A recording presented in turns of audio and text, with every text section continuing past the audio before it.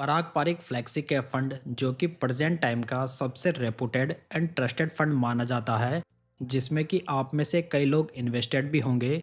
दोस्तों, ये फंड अपनी best downside protection, low beta, stable fund managers और फॉरेन इक्विटीज़ का एक्सपोजर, इन सभी वजहों से एक नई पहचान बनाता है। तो ओवरऑल देखा जाए तो फंड में कोई भी चीज़ नेगेटिव में नहीं दिखाई देती। लेकिन यदि फंड का करंट एयूएम देखेंगे तो ये 1,33,309 करोड़ रुपीस हो चुका है, जो कि इसे इंडिया का सबसे बड़ा फंड भी बना देता है। दोस्तों, यहाँ पर एयूएम वो वैल्यू होती है जो कि फंड के द्वारा मैनेज की जाने वाली सभी एसेट की करंट मार्केट वैल्यू होती है। जैसे जैसे ये फंड बड़ा हो रहा है, इसका एयूएम काफ़ी ज़्यादा हो रहा है। साथ में ये इन्वेस्टर्स के लिए एक चिंता का सबक भी बन चुका है। लेकिन क्या ये हाई एयूएम वास्तव में प्रॉब्लम खड़ी कर सकता है? लेकिन इसे समझने से पहले हमारा फर्स्ट क्वेश्चन ये होना चाहिए कि हाई एयूएम होना क्यों प्रॉब्लमेटिक हो सकता है। तो देखा जाए तो एयूएम बढ़ने के मेनली दो रीजन होते हैं। फर्स्ट है फंड के द्वारा होल्ड की जाने वाली एसेट की वैल्यू बढ़ना, यानी कि यहाँ पर जो फंड का साइज है वो फंड के अच्छा करने की वजह से बढ़ रहा है।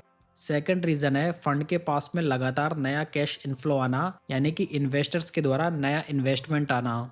तो यहाँ पर यदि लॉजिकली देखें तो यहाँ पर फर्स्ट रीजन की वजह से कोई भी प्रॉब्लम नहीं होनी चाहिए। लेकिन सेकंड रीजन से यहाँ पर दिक्कत हो सकती है, क्योंकि जब फंड मैनेजर के पास में लगातार नया पैसा इन्वेस्टमेंट के तौर पर आता है तो धीरे धीरे फंड मैनेजर के पास में उसे डिप्लॉय करने के रिसोर्सेज खत्म हो सकते हैं। मतलब यह है कि जो नया कैश इनफ्लो आता है उसे डिप्लॉय करने के लिए फंड मैनेजर को लगातार नए स्टॉक्स फाइंड करने पड़ते हैं, क्योंकि फंड मैनेजर किसी एक ही स्टॉक में बहुत ज़्यादा एक्सपोजर नहीं ले सकता, क्योंकि यहाँ पर उसे प्रॉपर डाइवर्सिफिकेशन और रिस्क मैनेजमेंट के ऊपर भी ध्यान देना होता है। तो यहाँ पर एयूएम तेज़ी से बढ़ने से नए स्टॉक्स फाइंड करने पड़ते हैं। साथ ही फंड का एयूएम बढ़ने के साथ में उसमें एडिशनल फंड मैनेजर भी ऐड करने पड़ सकते हैं, क्योंकि यहाँ पर नए स्टॉक लगातार ऐड होते जा रहे हैं, जिसे कि एग्जिस्टिंग फंड मैनेजर्स के द्वारा मैनेज करना थोड़ा मुश्किल काम हो जाता है। साथ ही दोस्तों, फंड मैनेजर नए कैश इनफ्लो को कैश में होल्ड भी नहीं रख सकता, क्योंकि निवेशक उसे पैसा मार्केट में इन्वेस्ट करके रिटर्न्स बनाने के लिए दे रहे हैं, न कि उसे कैश में होल्ड करने के लिए। तो दोस्तों, अब सवाल ये खड़ा होता है कि पराग पारिक फ्लेक्सी कैप फंड का एयूएम तो काफ़ी ज़्यादा है, तो क्या इस फंड में भी आने वाले समय में प्रॉब्लम्स आने वाली है? तो चलिए इसे पॉइंट टू पॉइंट समझते हैं। तो यहाँ पर यदि प्रेजेंट टाइम में फंड के पोर्टफोलियो में देखें तो यहाँ पर हमें टोटल 90 स्टॉक्स दिखाई देंगे, जिसमें कि टॉप 10 स्टॉक्स का वेटेज यहाँ पर 47.46% है। वहीं पर यदि पराग पारिक फ्लेक्सी कैप फंड के पोर्टफोलियो में 2021 के आसपास के पोर्टफोलियो स्टॉक्स को देखें तो ये लगभग 25-26 ही हुआ करते थे। लेकिन यहाँ पर एयूएम बढ़ने की वजह से इनकी संख्या में भी लगातार बढ़ोतरी हुई है। लेकिन दोस्तों, यहाँ पर जो लगभग 50% का एलोकेशन है वो टॉप 10 कंपनीज में ही इन्वेस्टेड है। मतलब कि यहाँ पर फंड ने स्टॉक्स की संख्या तो बढ़ाई है, लेकिन उनमें एक्सपोजर बहुत ही कम है। मतलब कि यहाँ पर फंड का एक कोर पोर्टफोलियो है जो कि काफ़ी फोकस्ड है, जो कि निवेशकों की चिंता को कुछ हद तक कम कर देता है। वहीं पर यदि हम पराग पारिक का एसेट एलोकेशन देखें तो इन्होंने 69.90% लार्ज कैप कंपनीज में इन्वेस्ट किया हुआ है, जबकि mid cap and small cap companies में यहाँ पर एलोकेशन लगभग 6% के आसपास ही है।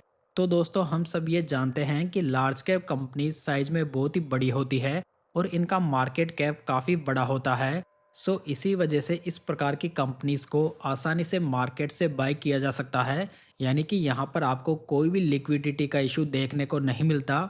लेकिन दूसरी ओर यदि बात करें मिड कैप और स्मॉल कैप कंपनीज की, तो यहाँ पर लिक्विडिटी की प्रॉब्लम हो सकती है, क्योंकि इनका मार्केट कैप कंपैरेटिवली छोटा होता है।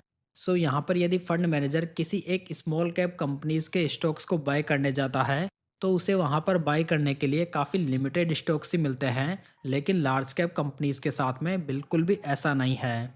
साथ ही दोस्तों, Parag Parikh flexi cap fund flexi cap category से बिलोंग करता है। सो यहाँ पर फंड मैनेजर बिना मार्केट कैप रिस्ट्रिक्शंस के किसी भी प्रकार की मार्केट कैप वाली कंपनीज में इन्वेस्ट कर सकता है। इसी वजह से हाई एयूएम को लेकर फ्लेक्सी कैप कैटेगरीज में इतनी प्रॉब्लम नहीं होनी चाहिए।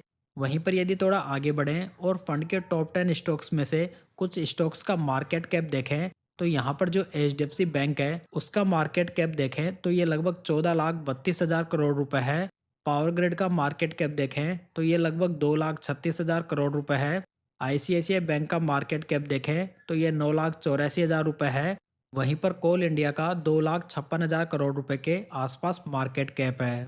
तो दोस्तों, जब फंड की टॉप कंपनीज का मार्केट कैप इतना बड़ा है और यहाँ पर अभी भी ग्रोथ की संभावनाएं मौजूद है, तो देखा जाए तो फंड को कोई विशेष फर्क नहीं पड़ना चाहिए, क्योंकि जब ओवरऑल मार्केट का ही मार्केट कैप बढ़ रहा है तो ऑब्वियसली यहाँ पर फंड का एयूम तो वैसे ही बढ़ेगा।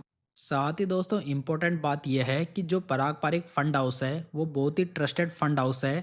अगर इन्हें ऐसा लगता है कि इनका एयूम अभी मैनेजेबल नहीं है, तो ये आने वाले टाइम में लमसम को स्टॉप भी कर सकते हैं और एसआईपी के ऊपर भी कैपिंग लगा सकते हैं। हालांकि प्रेजेंट टाइम में इन्होंने ऐसा किया नहीं है, लेकिन दूसरी ओर इन्होंने अपने फंड मैनेजर्स की संख्या जरूर बढ़ाई है।